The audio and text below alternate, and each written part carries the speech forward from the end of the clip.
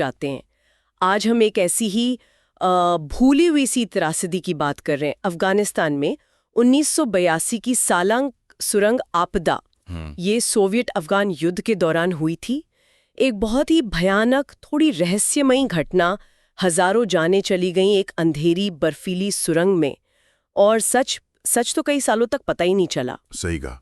दुनिया को बहुत बाद में अंदाजा हुआ कि हुआ क्या था। तो हमारी आज की जो गहरी पड़ताल है, ये the Salang tunnel disaster of 1982 के जो भी अंश हमें मिले हैं उन पर आधारित है। जी। हमारा मकसद है कि इस आपदा को समझें, क्या हुआ था, कैसे, माहौल क्या था, और ये जो मरने वालों के आंकड़े हैं इनमें इतना फर्क क्यों है, इसका असर क्या पड़ा, ये सब हम समझने की कोशिश करेंगे जो भी हमें स्रोतों से पता चलता है। बिल्कुल, परत दर परत खोलेंगे इसे। हाँ, ये सिर्फ एक सुरंग दुर्घटना नहीं है, ये उन हजारों जिंदगियों की कहानी है जो हिंदू कुश के पहाड़ों में गईं और फिर कभी वापस नहीं आईं। ठीक है, तो चलिए शुरू करते हैं इस भूली हुई कहानी की गहराइयों में उतरना। इस पूरी त्रासदी को समझने के लिए ना पहले उस जगह को जानना जरूरी है।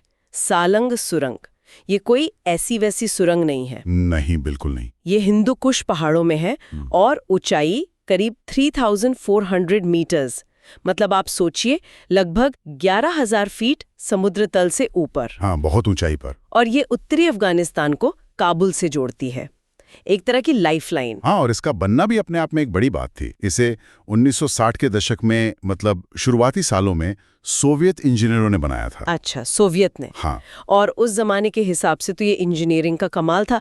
2.6 किलोमीटर लंबी सुरंग, इसने उन ऊंचे मुश्किल पहाड़ों के बीच से मतलब साल भर आना जाना मुमकिन कर दिया था। ये एक तरह से सोवियत तकनीकी क्षमता का प्रदर्शन भी था। तो ये व्यापार और आम लोगों के लिए खुली थी। शुरुआत में तो हाँ, बिल्कुल। व्यापार बढ़ा, लोगों का आना जाना आसान हुआ, लेकिन इसका जो रणनीतिक महत्व था वो ज्यादा बड़ा था, खासकर बाद में। रणनीतिक महत्व मतलब सेना के लिए? हाँ, देखिए 1979 में जब सोवियत सेना अफगानिस्तान में आई, उसके बाद इस सुरंग का किरदार पूरी तरह बदल गया। अच्छा। ये काबुल में जो सोवियत सेना थी और उत्तर में सीमा के पास जो उनके सप्लाई बेस थे, उनके बीच सबसे जरूरी, सबसे अहम कड़ी बन गई। सारे भारी फौजी वाहन, टैंक, ईंधन के टैंकर, खाना पीना, हथियार, सब कुछ इसी सुरंग से गुजरता था। ओह, तो ये आम ट्रैफिक के साथ? हाँ, यही तो मुश्किल थी।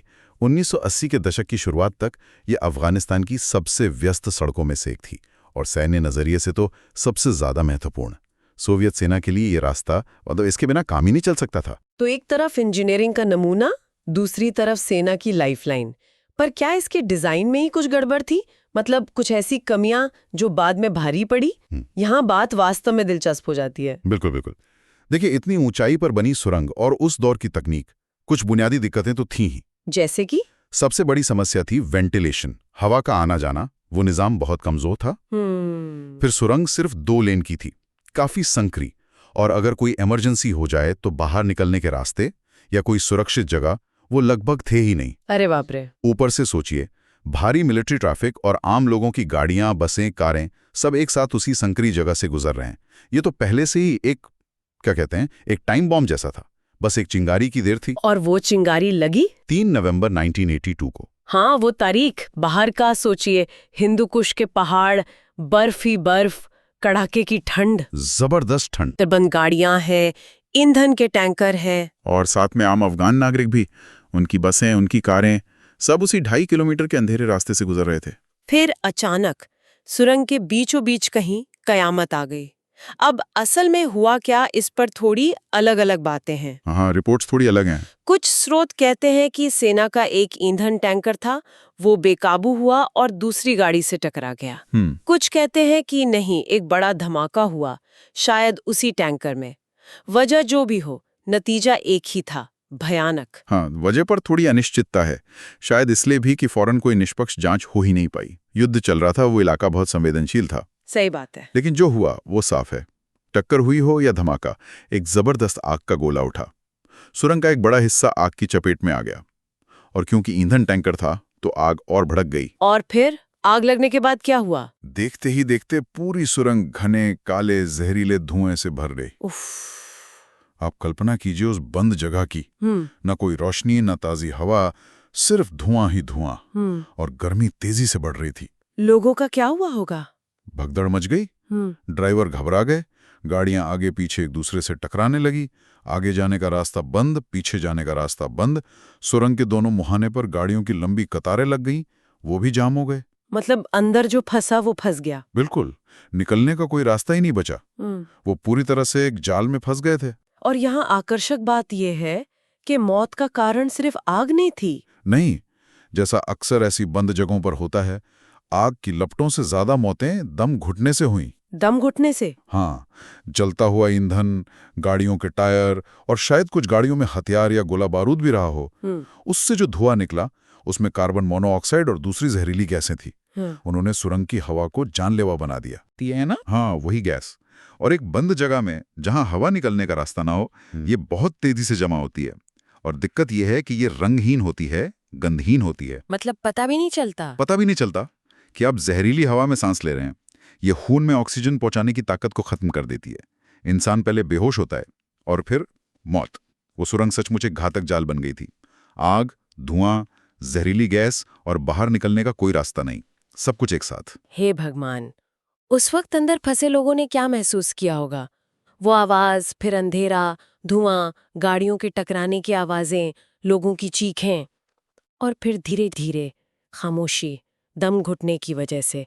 सोचकर ही सहरन होती है। बहुत ही भयानक मंजर रहा होगा। अब आते हैं उस सवाल पर जो इस पूरी त्रासदी को और भी ज्यादा उलझा देता है। हाँ, मरने वालों की संख्या। हाँ, ये बहुत बड़ा सवाल है। जो सरकारी आंकड़े थे, सोवियत वाले, जो उन्होंने दुनिया को बताए, वो बहुत कम थे। लगभग 168 से 176 लोग। कहा कि ज्यादातर सोवियत सैनिक थे और कुछ अफगान नागरिक। ये आधिकारिक आंकड़ा था। लेकिन ये पूरी कहानी नहीं है। कई दूसरी रिपोर्टें हैं। पश्चिमी पत्रकार हैं जिन्होंने बाद में तहकीकात की, अफगान मुजाहिदीन के सूत्र हैं, वहाँ के लोकल लोग हैं, गवाह हैं। हाँ। उनके हिसाब से जो तस्वीर बनती है वो कहीं ज्यादा डरावनी है। वो कहते हैं कि मरने वालों की संख्या 2700 से लेके 3000 तक हो सकती है। 3000? हाँ, आप सोचिए फर्क, कहाँ 70 और कहाँ 3000। ये कैसे हो सकता है? ये अंतर वाकई चौंकाने वाला है, लेकिन इसके पीछे ठोस वजह है। सबसे पहली और सबसे बड़ी वजह, सोवियत सरकार का सूचना पर सख्त कंट्रोल। मतलब सेंसरशिप? बिल्कुल। ये सोवियत अफगान युद्ध का वक्त था।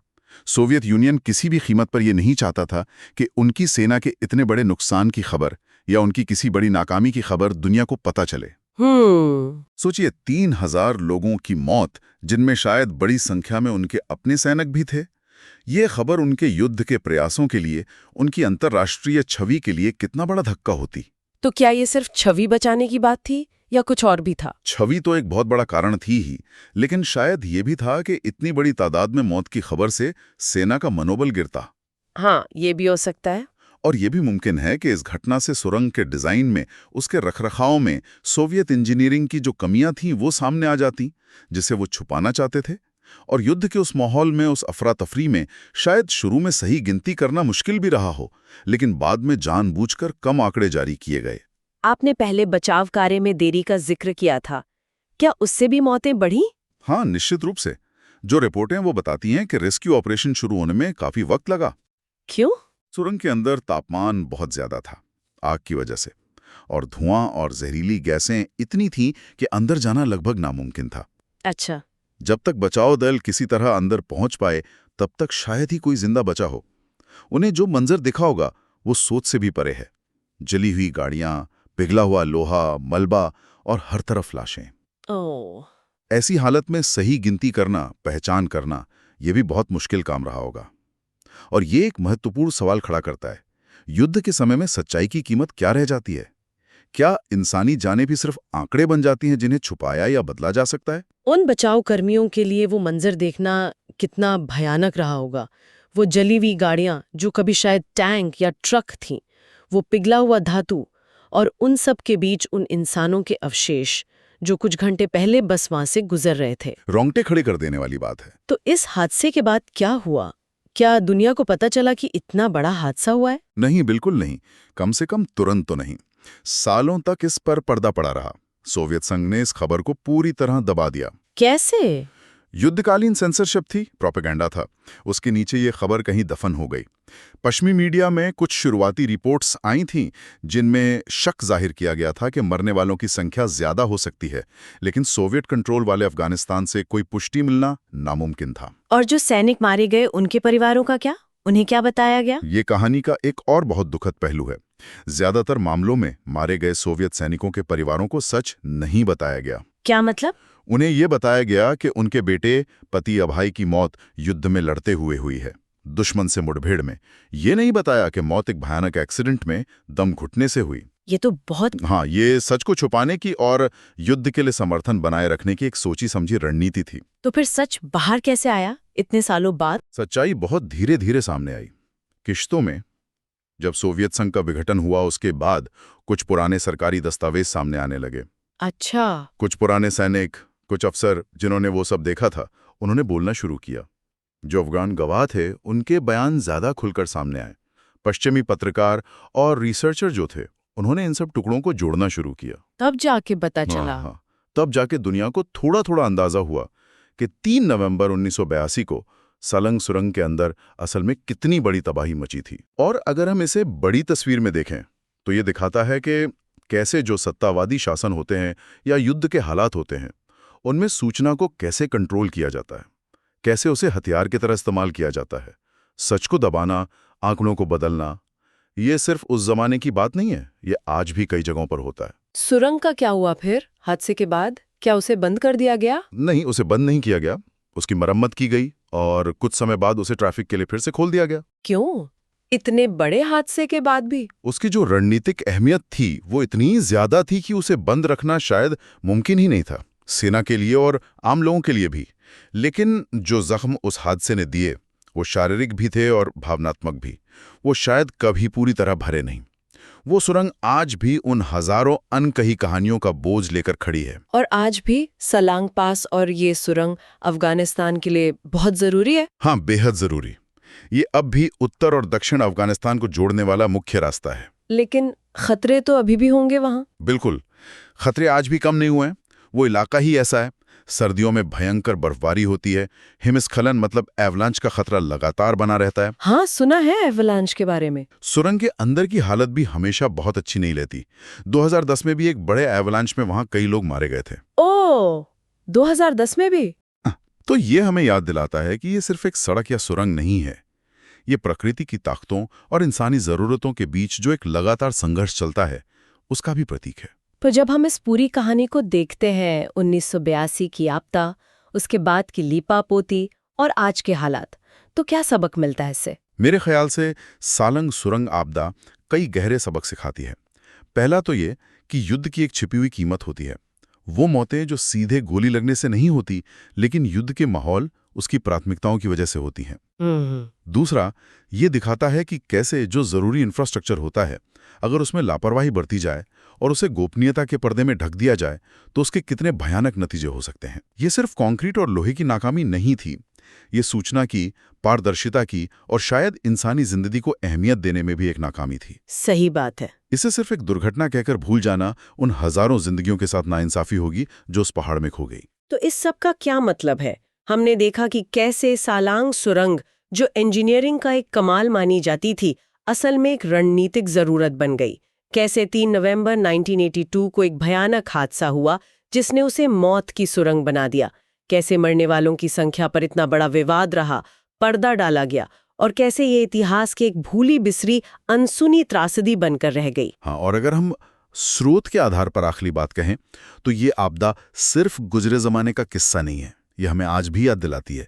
ये याद दिलाती है कि कैसे युद्ध का माहौल सुरक्षा के सामान्य मानकों को नजरअंदाज करवा सकता है, कैसे सूचना को दबाकर सच्चाई को दफनाया जा सकता है, और कैसे मुश्किल और खतरनाक हालात में बने या इस्तेमाल होने वाले इंफ्रास्ट्रक्चर में हमेशा एक जोखिम बना रहता है।